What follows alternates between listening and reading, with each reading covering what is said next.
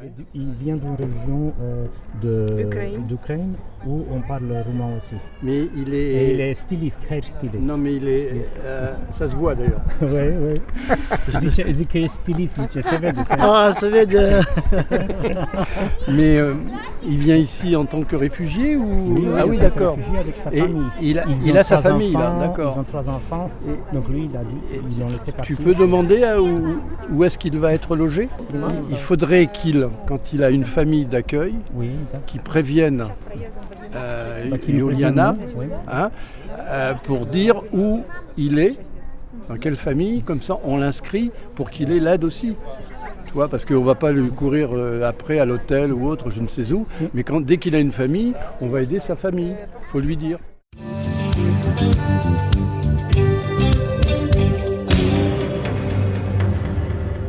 L'association Partageance, ONG française, participe à l'effort de solidarité en faveur de la population d'Ukraine, qui est durement frappée par le conflit que l'on connaît.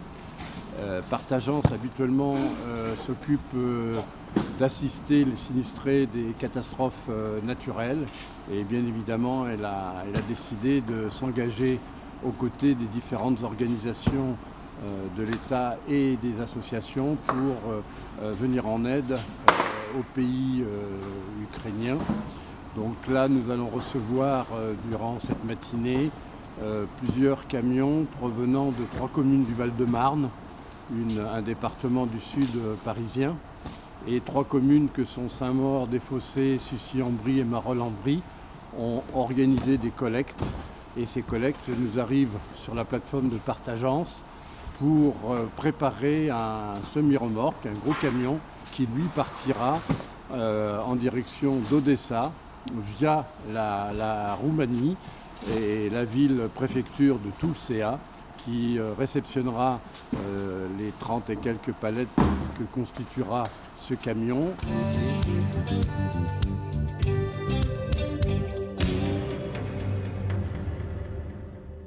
En 2022, Partageance a été et est encore sur de nombreux fronts. Jusqu'à fin juin de cette année 2022, nous avions un programme de post-urgence en Belgique à la suite des inondations de juillet 2021.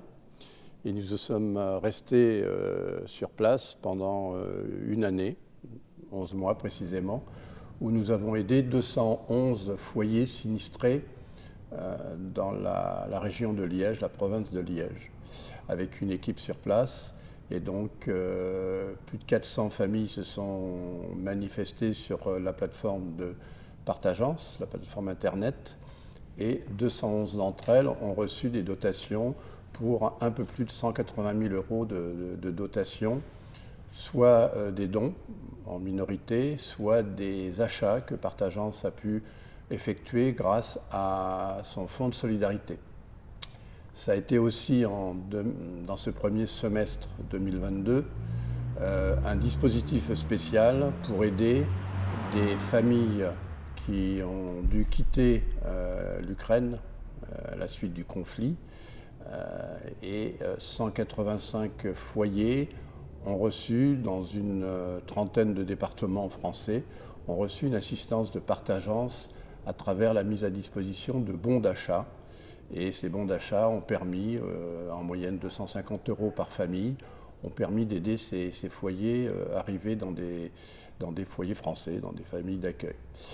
Depuis le mois de juillet, c'est-à-dire le deuxième semestre 2022, eh bien, Partageance continue ses missions et de nouvelles missions.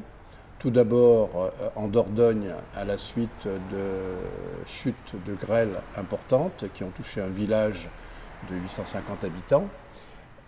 Nous aidons un peu plus de 40 foyers qui ont perdu beaucoup de biens dans leurs habitations. Nous sommes présents depuis le début du mois de juillet sur cette zone de l'entrée du sud-ouest français. Et puis est survenue en septembre la tempête Fiona en Guadeloupe. Et nous avons aussi décidé d'aider la population sinistrée dans une cité, dans une commune de Guadeloupe qui s'appelle Goyave, une commune de 7500 habitants. Geneviève Gamère, adjointe au maire à la commune de Goyave en charge de l'action sociale et de la solidarité et vice-présidente du CCAS. C'est dans le cadre de cette délégation que je me suis retrouvée au matin du 17 septembre, suite au passage de la tempête Fiona, en plein dans l'action pour soutenir et accompagner les personnes sinistrées. Donc, dès le 17 septembre, nous avons fait un appel aux dons et à la solidarité de la population. Les associations, les habitants, tous ont répondu présents. Nous avons aussi pu recevoir des dons, notamment au travers de Partagence, une association nationale. Cette association, dès le mois de septembre, a pris contact avec nous et nous a soutenus dans cette action. Plus de 93 familles ont pu recevoir des dotations. Dans notre action avec cette association, nous avons eu à accompagner les familles en les aidant à se rendre sur le portail de l'association, à s'inscrire, parce que vous le savez, le numérique n'est pas l'affaire de tous. Nous tenons à remercier l'ensemble de la population, l'ensemble des associations, l'ensemble des partenaires qui se sont mobilisés et ont apporté cette action de solidarité, ont apporté ce soutien à la population de Goyave. Nous leur disons merci. Un grand merci à l'association Partagence et à ses dirigeants qui ont pris contact sur place avec les entreprises locales et ont aidé 90 familles à être rééquipées, a aussi pris le temps de passer voir les gens et leur parler parce qu'ils ont cette pratique de la catastrophe naturelle, notamment dans le sud de la France. Partagence a été d'un grand secours, un bon coup de main, comme on dit en créole, un bon coup de main. Plus récemment, mi-octobre, est survenue une tornade dans le nord de la France, dans le département du Pas-de-Calais.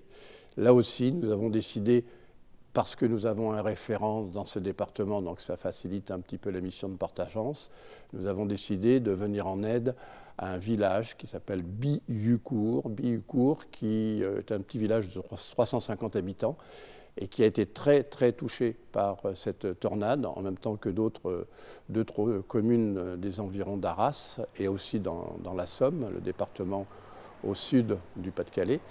Et à Bihucourt, c'est un programme qui se met en place depuis peu de temps, au cours de l'automne 2022. Nous allons être sur place pendant aussi une petite année pour aider une trentaine de foyers qui ont beaucoup ou tout perdu.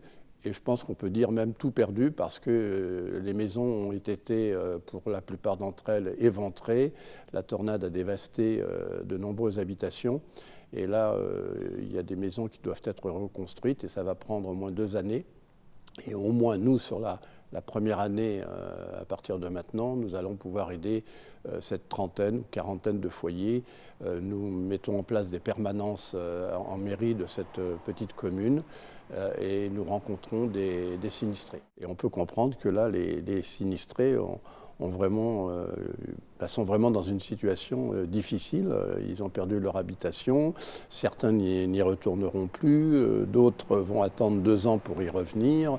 Il y a des problèmes de relogement forcément, surtout dans un village de 350 habitants. Donc on essaye de faire jouer la mobilisation du côté de Partagence auprès des autorités, des associations culturelles et sportives pour pouvoir organiser des petits événements qui nous permettent, nous, d'abonder ce fonds de solidarité parce que ça va être 50, 60 000 euros qui vont être engagés sur ce programme, puisque c'est un petit, entre guillemets, programme par rapport à la Belgique où on a aidé plus de 200 foyers. Là, ça va concerner 30 foyers, mais 30 foyers durement touchés.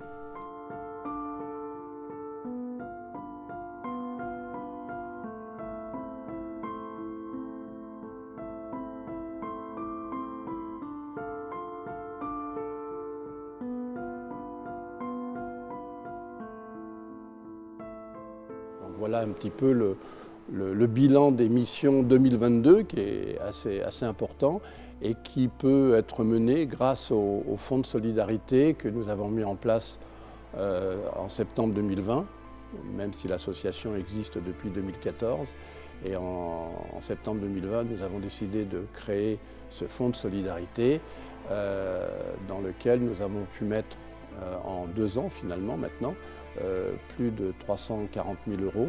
Cette somme qui permet d'acheter des équipements neufs, électroménagers, mobilier, literie pour les foyers touchés dans des catastrophes, que ce soit des catastrophes qui ont généré 1, 2, 3 foyers victimes ou qui en ont généré une centaine ou plus, ce qui est l'exemple de la Guadeloupe est là pour le confirmer.